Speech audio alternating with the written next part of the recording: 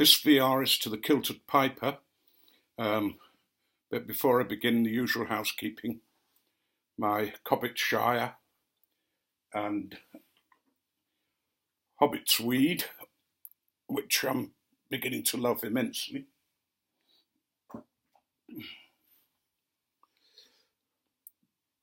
The Kilted Piper asks for 3 things that we would tell a new smoker or help a new, that we think would help a new smoker. And I've been thinking about this because we've had a similar thing before, but that's made me think even more about what would I tell them.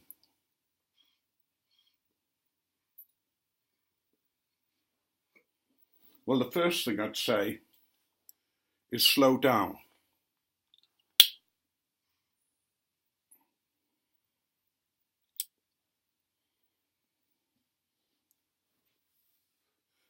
Most of us smoke too quickly. Sometimes it's like a steam train going at full speed down the hill.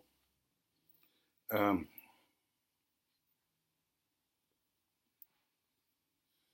know the kind of thing, smoke everywhere, and if you're indoors, a wife who's trying to find a way to the kitchen.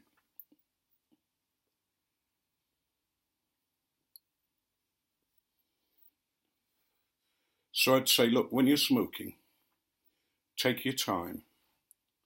Don't worry how many times you've got to light your pipe.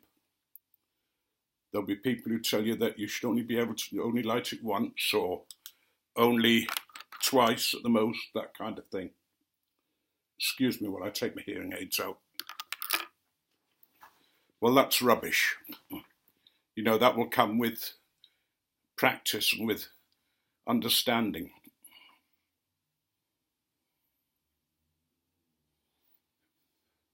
But the good thing about a pipe is that it will slow you down, that it will put you in a meditative state, if you wish, that you can spend time thinking and not worrying about the pipe going out or what anybody thinks. So take it slowly.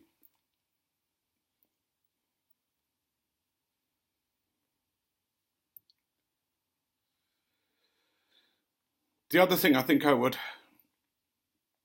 lay an emphasis on, because there are quite a few of us thinking about this at the moment, is about collecting pipes and tobacco. You know, how many pipes do you really need? How many tins of tobacco can you smoke?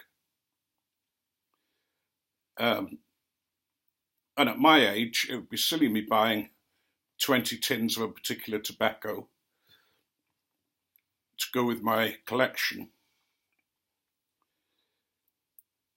So 1 or 2 is better than many. So I'd say to them, look, don't start collecting pipes and tobacco until you've settled down and you know what you're smoking and what you want to collect pipes for. You know, if it's to smoke, then you don't need that many pipes. You know, if you think about it, a 2-week rotation, 14 pipes. If that, or even 7 pipes. I would suggest that they start with the cob, because you can smoke anything in a cob. It's very forgiving, it's very cheap, yet it's one of the most beautiful and practical pipes in its own way. I know people complain about the little thing at the bottom, that little piece of wood that comes through, but then use pipe cement or some kind of filler, polyfiller or something like that, and just fill in that little bottom bit, and you've got no problems.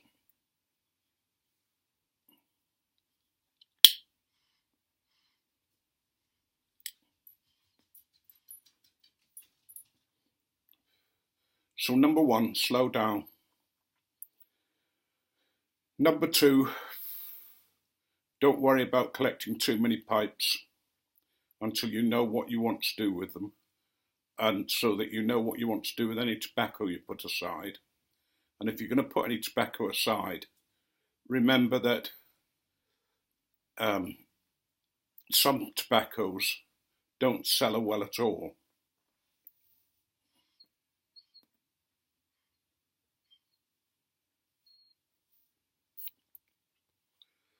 And the final thing, I think, is something that I'm learning more and more, and I've had it emphasised today, is that cleanliness is next to godliness, apparently.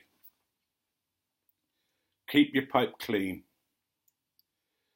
When you finish smoking, then the pipe cleaner, make sure your pipe's really clean.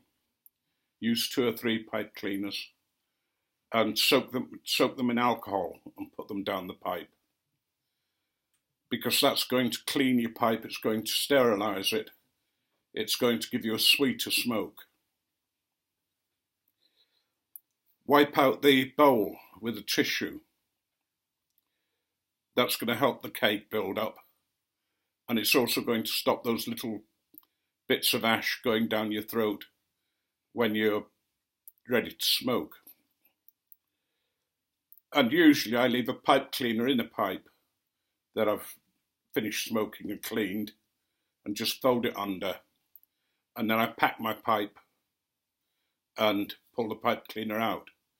But nowadays, before I pack my pipe, I use Nording's volcanic little rocks. I'll just show you what they're like. They come in a bag that lasts for quite a long time, and oh dear, where's the camera? There. And I put 1 or 2, at the most 7 or 8, in each pipe, just to lift the tobacco off the bottom, to lift it above the air hole. And when you pull it out, the rocks absorb any moisture during the smoking. They leave your air hole free, so that you've got a really good draw.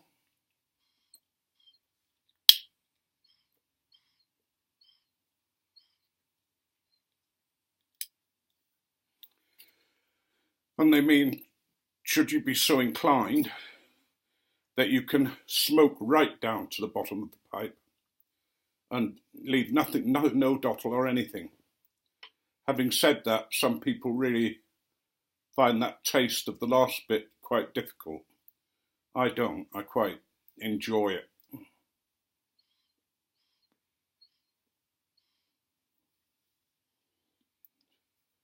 So those are my 3 things. Slow down. Don't go mad buying pipes and tobacco until you really know what you want to do with them. Maybe just have 1 or 2 favourite blends.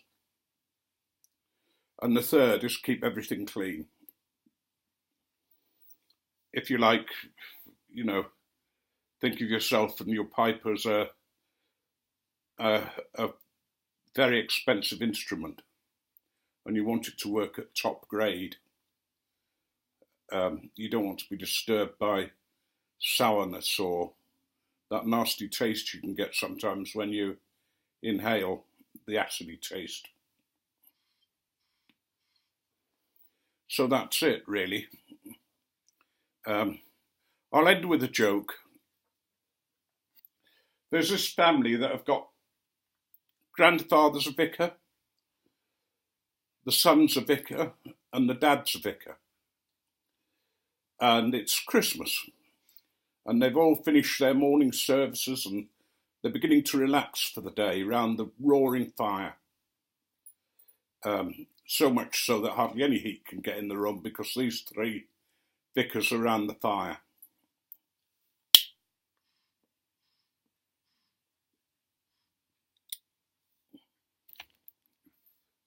And the son's mother comes into the room and she looks at them round the fire. And she says, oh, she'd had a terrible dream last night. I dreamt of hell, that I went to hell. And she, oh, it was awful. It was frightening. And all three vicars, being quite concerned for her, said, what was it like? She, well, it was very like being at home. She couldn't get to the fire for bloody priests.